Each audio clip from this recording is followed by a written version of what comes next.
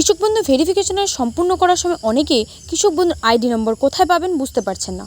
চিন্তার কোনো কারণ নেই, চলুন দেখে নেওয়া যাক খুব সহজেই কিভাবে নিজের কৃষক বন্ধু আইডি বের করবেন, তাও আবার নিজের হাতে থাকা ফোনটি দিয়ে।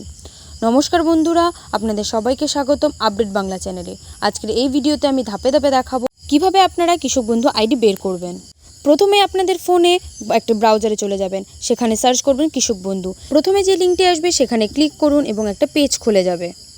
তারপর একের পর এক স্ক্রল করতে থাকবেন এবং দেখতে পারবেন এখানে রয়েছে কৃষক বন্ধু সম্পর্কিত। তারপরেই দেখতে পারবেন নথিভুক্ত কৃষকের তথ্য, সেখানে ক্লিক করবেন। তারপর একটা পেজ আপনাদের সামনে একটা নতুন পেজ খুলে যাবে, সেখানে আপনারা আপনাদের ডকুমেন্ট যেটা দেবেন সেটা সিলেক্ট করে নেবেন। এখানে যদি আপনারা আধার কার্ড সিলেক্ট করেন তো আধার কার্ডের নাম্বারটা দিবেন এবং ভোটার কার্ড সিলেক্ট করলে সেখানে ভোটার কার্ড নাম্বারটা দিবেন।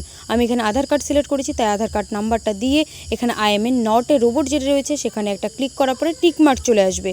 নিচেই দেখুন একটা সার্চ অপশন রয়েছে, সেখানে ক্লিক করুন। তার নিচেই দেখবেন কেবি আইডি অর্থাৎ কৃষক বন্ধু আইডি, তারপরে Aadhaar card number, farmer name, district, block এবং আপনাদের গ্রাম পঞ্চায়েত অফিস কোথায় রয়েছে সেটাও দেখা থাকবে। যদি ভিডিওটি ভালো লেগে থাকে অবশ্যই লাইক করে পাশে থাকবেন। ধন্যবাদ সবাইকে।